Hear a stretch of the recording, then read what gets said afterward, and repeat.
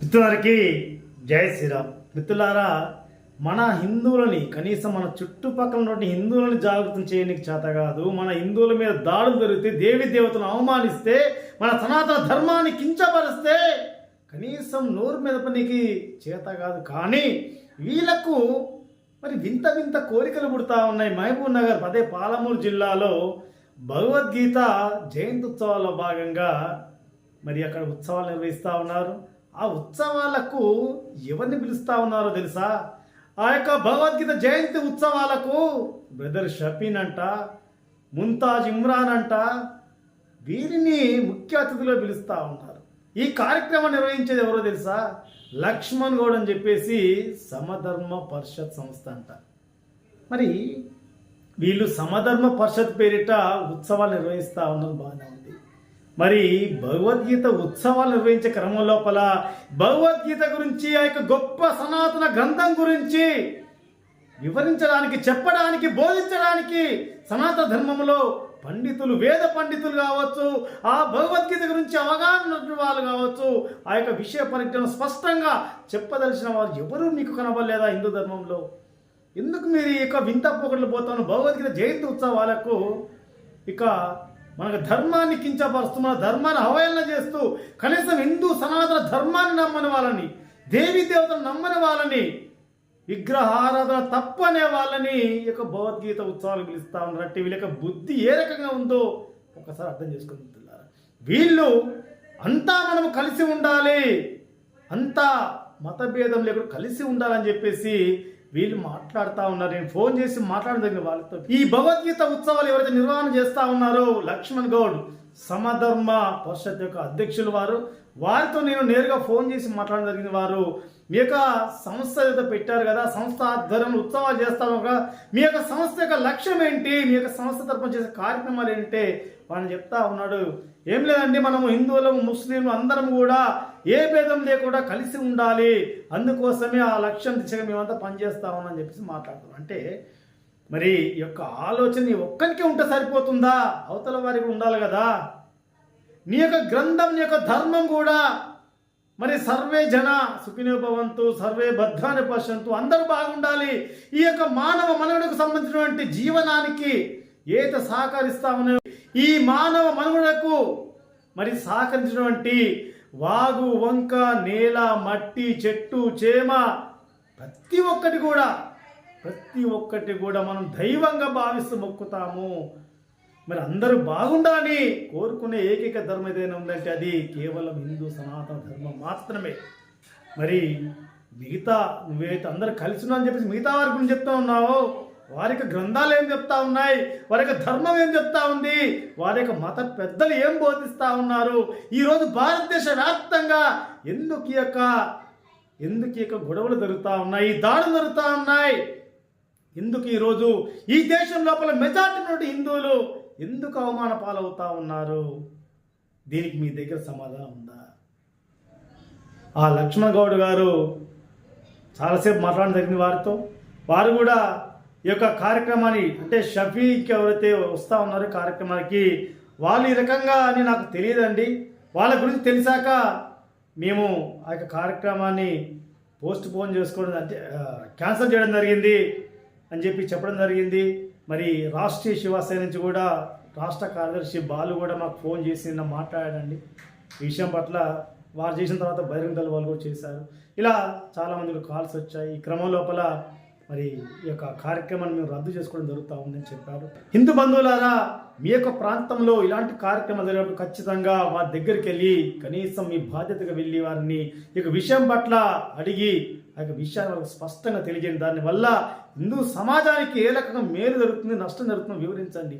లేకపోతే ఇప్పుడు లక్ష్మణ్ గౌడ్ ఏదైతే పాలమూరులో కార్యక్రమం నిర్వహిస్తూ ఉన్నారో వారు ఇప్పుడు మాట్లాడిన తర్వాత వారు అలాంటి వారిని మాకు తెలియక వారిని పిలిచామండి, తెలిసాక చాలామంది కూడా చెప్పాక మేము దాన్ని కార్యక్రమాన్ని క్యాన్సిల్ చేసాం, రద్దు చేశామని చెప్తా ఉన్నాం. అలాగే మరి చాలామంది కూడా వారు చేసే కార్యక్రమాల పట్ల అవగాహన ఉండకపోవచ్చు. కాబట్టి అవగాహన కల్పించే విధంగా మరి ప్రతి ఒక్కరు కూడా మరి జాగృతమై ఇలాంటి కార్యక్రమాల్ని అడ్డుకోవాల్సిందిగా, జరగకుండా చూడాల్సిందిగా కోరుతూ, ఎందుకంటే ఈరోజు చాలామంది ఆ యొక్క విషయం పట్ల జాగృతమై వారికి ఫోన్ చేసి మాట్లాడిన ద్వారానే కార్యక్రమం రద్దయింది. కాబట్టి మరి ఇదే విషయాన్ని దృష్టిలో ఉంచుకొని మనం చేయకపోతే అయ్యేది కాదు కదా. అందుకోసమే ప్రతి ఒక్కరు స్పందించండి. మీ ప్రాంతంలో ఏది జరిగినా ఖచ్చితంగా స్పందించండి.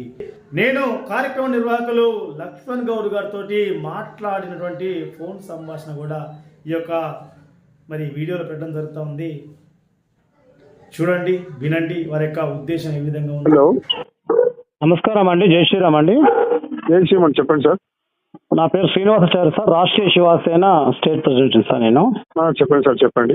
అదే సార్, మహబూబ్ నగర్ అదే పాలమూరులో మీరు ఒక ప్రోగ్రామ్ పెట్టారు కదా సార్, అది అవునండి. ఏంటి సార్ అది? మీ సమధర్మ పరిషత్ ఏం సార్, మీ సంస్థ పేరు సార్? సమధర్మ పరిషత్తు, తర్వాత ఇంకోటి అది ఏంటండి మన సనాతన కేంద్రం అని ఉంటుందండి. ఈ సమధర్మ పరిషత్ అంటే అసలు ఏంటి సార్? మీ యొక్క అంటే కార్యక్రమాలు ఏముంటాయి సార్? ఈ అన్ని మతాలు సమధర్మంగా ఉండాలి, అందరూ కలిసి ఉండాలి, సహజీవనం అట్లా ఆ ఫిలాసఫీనే పెట్టారండి.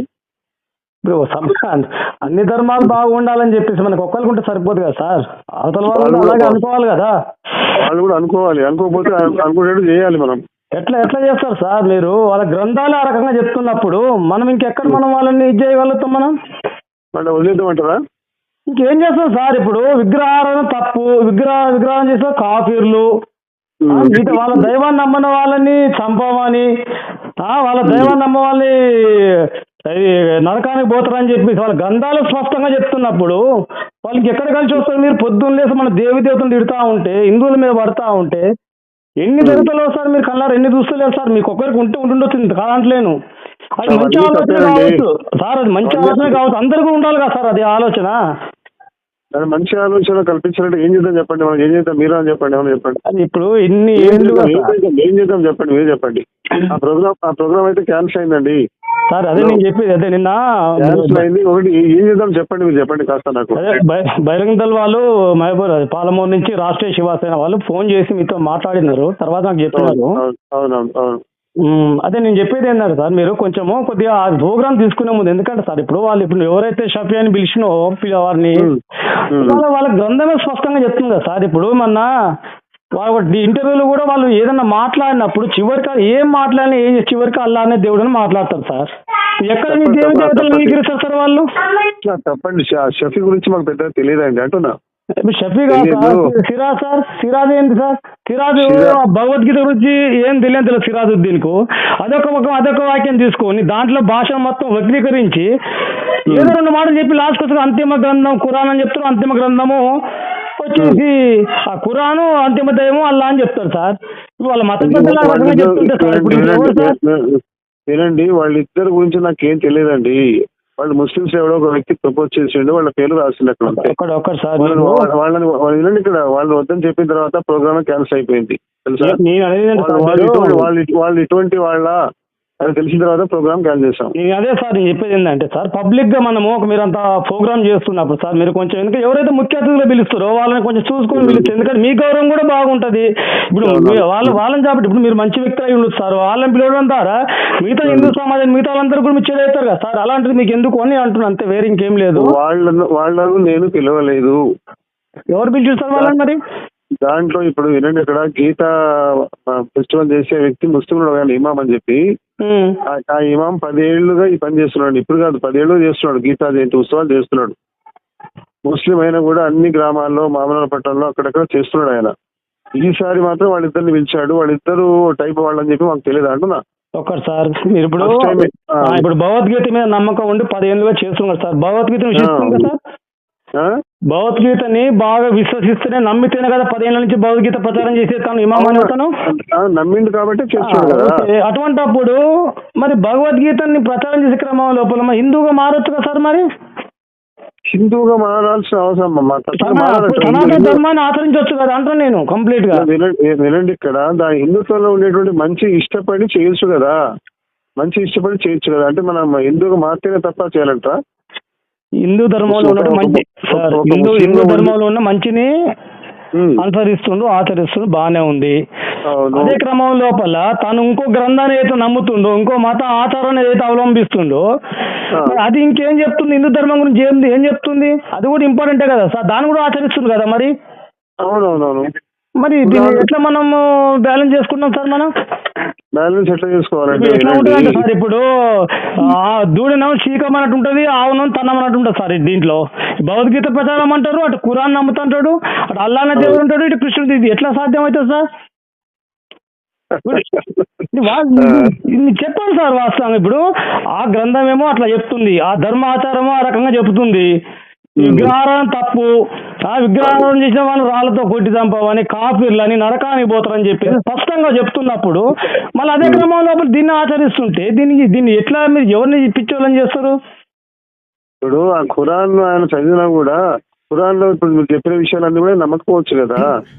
విన్నారు కదా, అందుకోసమే ప్రతి ఒక్కరు కూడా జాగృతంగా అండి విషయాన్ని తెలియజేసి సనాతన ధర్మ రక్షణకై ప్రతి ఒక్కరు కూడా మరి పాటుపడతారని చెప్పేసి మరి వీడియోల ద్వారానే కాదు, సోషల్ మీడియా వేదికగానే కాదు, మరి అవసరమైతే ఖచ్చితంగా ప్రత్యక్షంగా వెళ్ళి సనాతన ధర్మ రక్షణకై మన యొక్క కార్యాచరణ ప్రారంభిస్తారని చెప్పేసి కోరుతూ జై శ్రీరామ్, భారత్ మాతాకి జై.